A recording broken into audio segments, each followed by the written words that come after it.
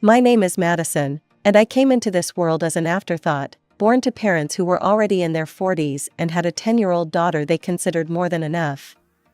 We didn't plan for you, my mother would often say, not maliciously, but matter-of-factly, as if stating the weather.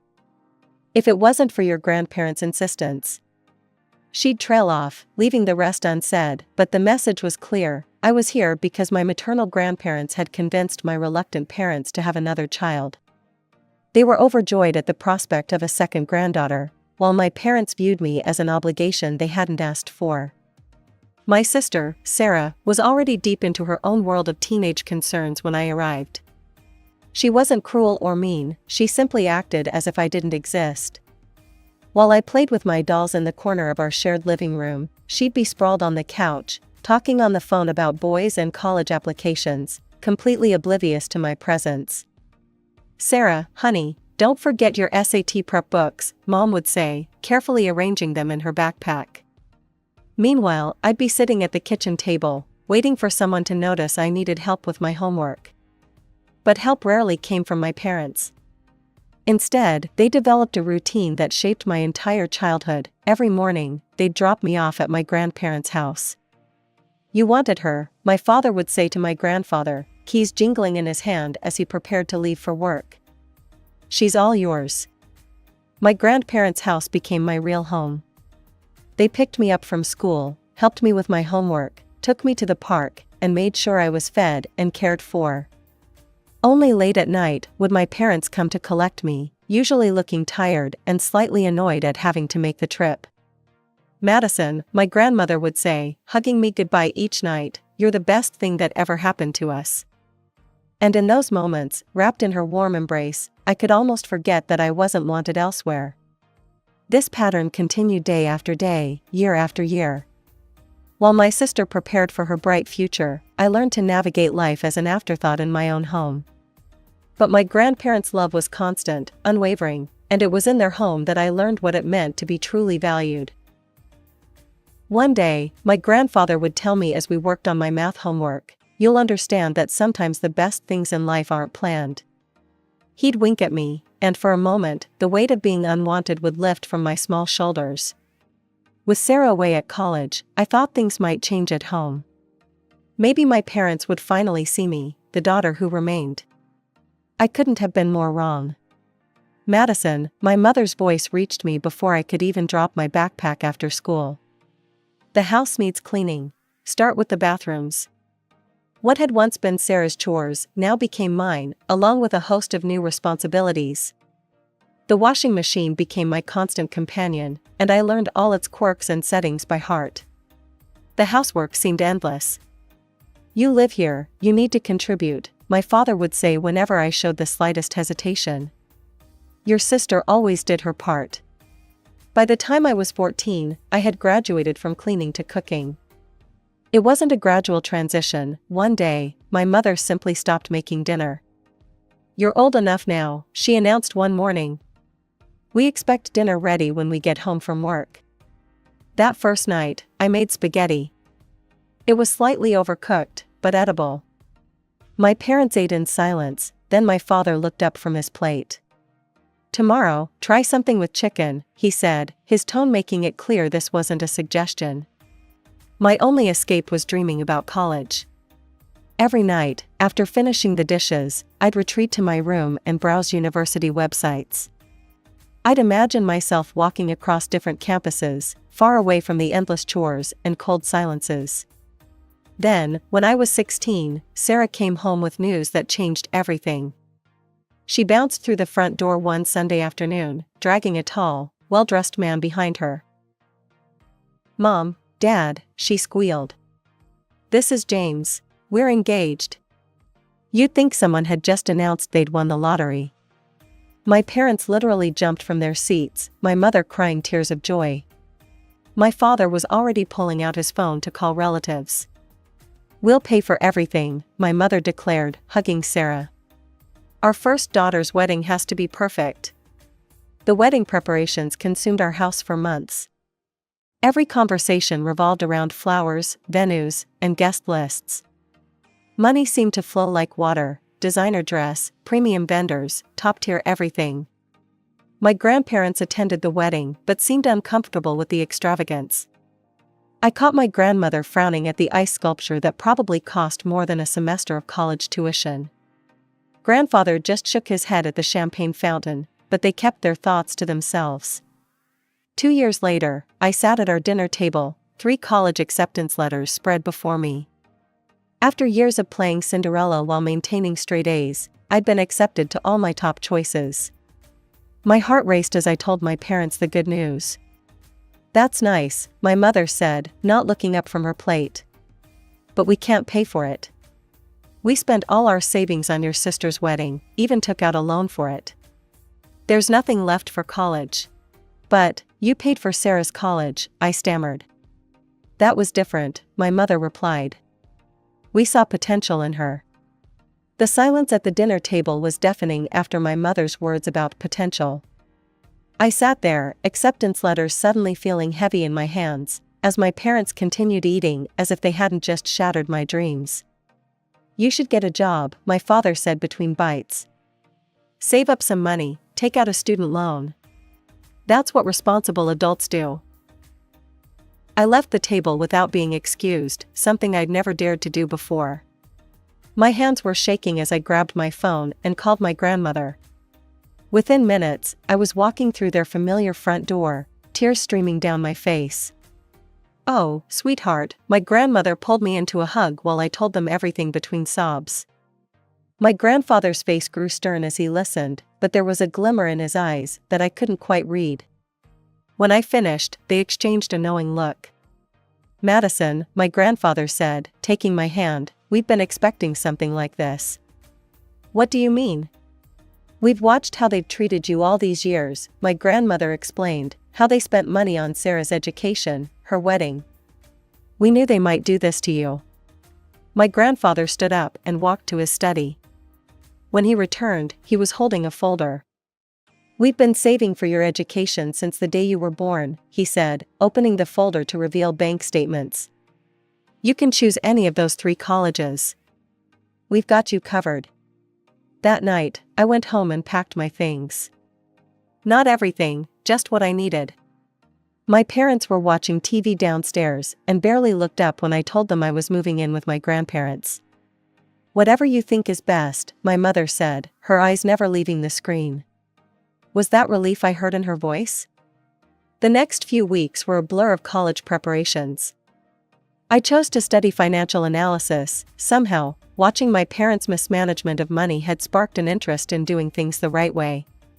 My grandparents helped me with every detail, from filling out forms to buying supplies. When I finally started classes that fall, it felt like stepping into a new world. The material was challenging, but I loved every minute of it. Each class felt like a step away from my old life and toward something better. My professors noticed my enthusiasm, and soon I was staying after class to discuss complex financial concepts. For the first time in my life, someone besides my grandparents saw potential in me, real potential. My second year of college was in full swing when my grandmother called with some interesting news about Sarah. "Your sister's having trouble," she said during one of our weekly calls. "Her marketing career isn't taking off like she hoped, and James can't seem to hold down a job. They're constantly asking your parents for money." I wasn't surprised when she told me they were getting it. "Your mother emptied her retirement account last month to help them with rent," my grandmother sighed. "They just can't say no to her." A year later, the situation got worse. Sarah and James couldn't make rent anymore, even with our parents' help. They moved back into my old bedroom, the one I'd spent years keeping spotlessly clean. The irony wasn't lost on me. Meanwhile, I was thriving. My professors had helped me land internships at prestigious financial firms, where I discovered I had a real talent for solving complex financial puzzles. Each challenging project made me more certain I'd chosen the right path. "You've got a natural instinct for this," my supervisor at Morgan Stanley told me during my performance review. "We'd love to have you back next summer." I kept my head down and focused on my studies, barely thinking about my family except during calls with my grandparents. But when I visited them during my senior year, I knew something was wrong the moment I walked through their door. My grandmother's usual warm smile seemed forced, and my grandfather, usually quick with a joke, sat quietly in his armchair. The house felt heavy with unspoken words. "What's wrong?" I asked over dinner, watching them push food around their plates. "And don't tell me it's nothing. I know you both too well." They exchanged a look I'd seen too many times before, the one that meant they were trying to protect me from something. Finally, my grandfather spoke. "Your parents came to see us last week," he said, his voice unusually tired. "They wanted their inheritance early." "What do you mean?" I put down my fork. "They're in trouble with the banks," my grandmother explained. "Multiple loans, credit card debt. They said they needed $200,000 to avoid bankruptcy." "And you gave it to them?" I couldn't keep the anger from my voice. My grandfather nodded. "We had to, Madison. They're still our daughter and son-in-law, despite everything. It was most of our savings, but..." "Most of your savings?" I was furious. "After everything they've done? After how they keep enabling Sarah's irresponsible behavior? After how they treated me?" "Sweetheart," my grandmother reached across the table to take my hand. "We know you're angry. But what's done is done. We'll be fine." But I kept getting angry. My parents, who'd never had money for my education, who'd treated me like a servant, had the audacity to demand money from the only people who'd ever truly cared for me. All because they couldn't say no to Sarah and couldn't manage their own finances. My hard work paid off after graduation.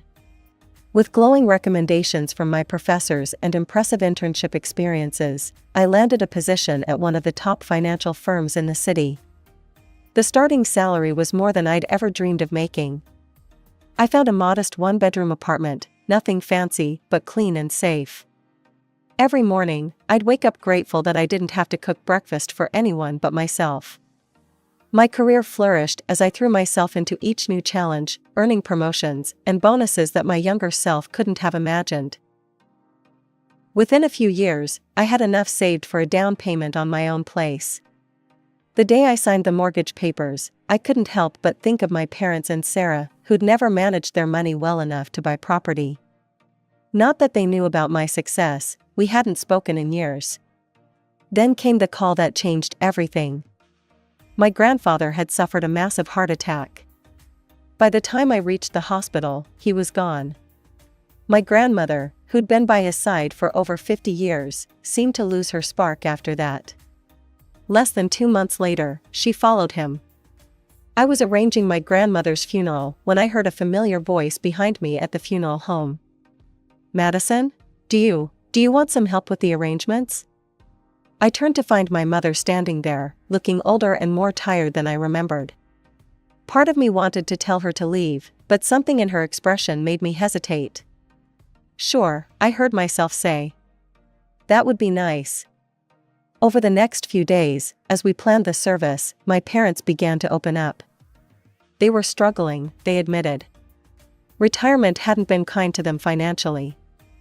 "We barely make ends meet," my father confessed one afternoon while we were picking out flowers. "And with Sarah's twins." "Twins?" This was news to me. "Yes, 4-year-olds, my mother jumped in.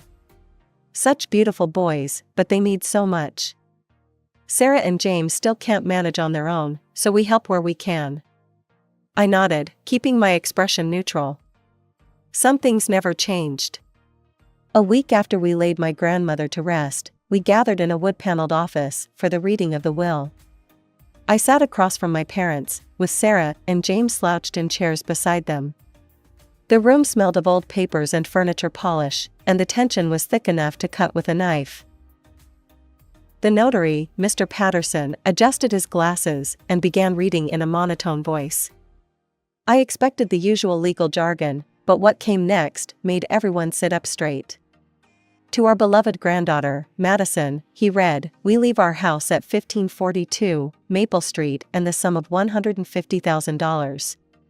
The silence that followed was deafening. Sarah's mouth fell open, and my mother gripped my father's arm so hard her knuckles turned white. Mr. Patterson cleared his throat and continued, and a personal note from Mr. Henderson to his daughter, Margaret. He looked at my mother. The note reads, "Margaret, remember that we gave you $200,000 when you needed it most. This is our final decision, and we trust you will respect it as we respected your needs then." My mother's face flushed red, then pale. My father stared at the floor, while Sarah and James exchanged worried glances. After the notary finished and gathered his papers, my parents approached me in the parking lot. The confident demeanor they'd shown during the funeral arrangements was gone, replaced by something almost desperate. "Madison, honey," my mother began, her voice trembling, "you have to understand, we always thought we'd inherit the house. We were counting on it. We're struggling," my father added, running his hand through his gray hair. "The mortgage, Sarah's family's expenses, we could really use the house." I looked at them both, remembering all the years of neglect, the constant reminders that I wasn't wanted, the refusal to help with my education. "No," I said firmly. "The house is mine. That's what Grandma and Grandpa wanted." They continued pleading, following me to my car, but I stood firm. Sarah joined in too, talking about how her boys needed a yard to play in, but I simply got in my car and drove away. A week later, my phone rang. It was my mother, asking me to come over for dinner.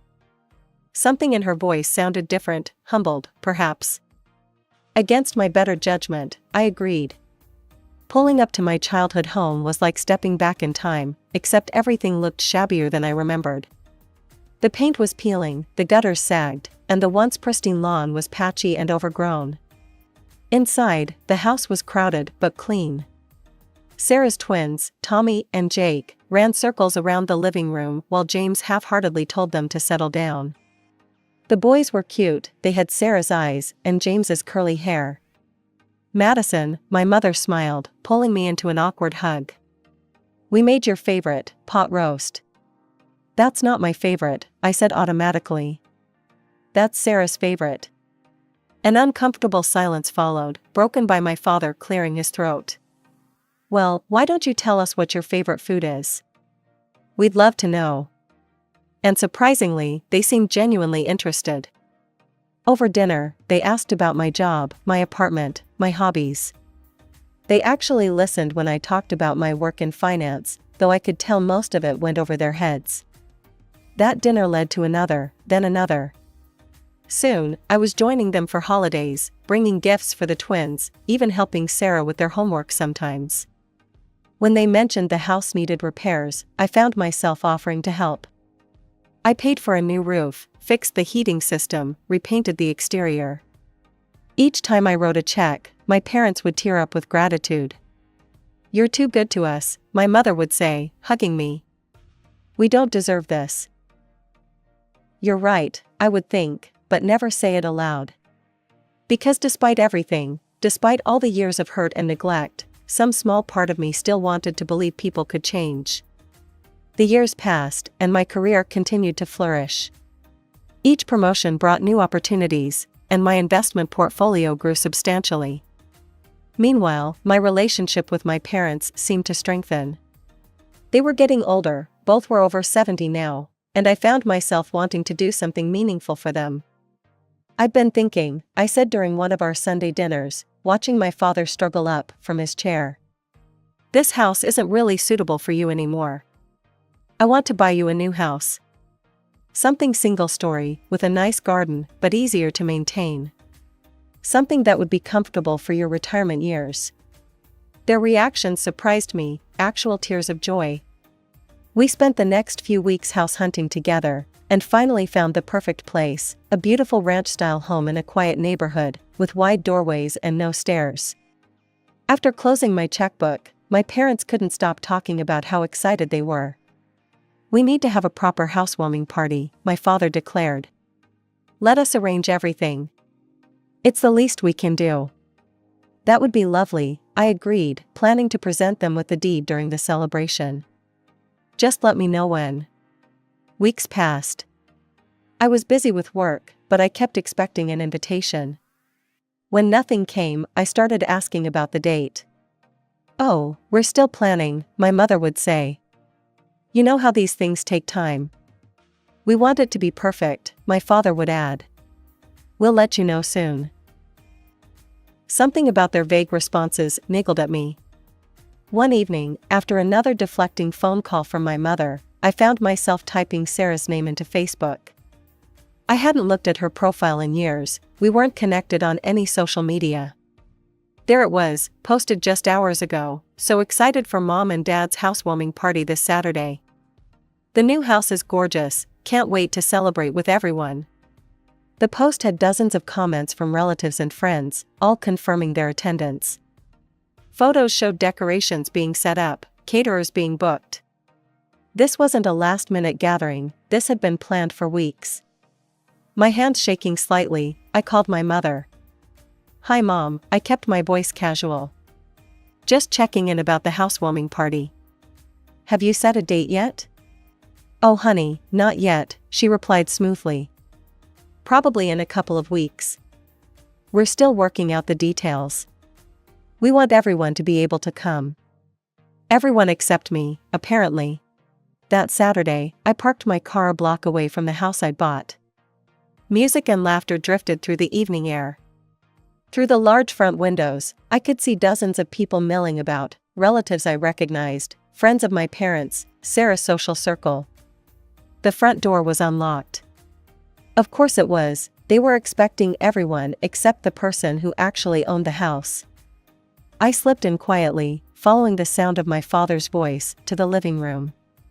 And after all these years of hard work, we finally did it, he was saying to a group of attentive listeners.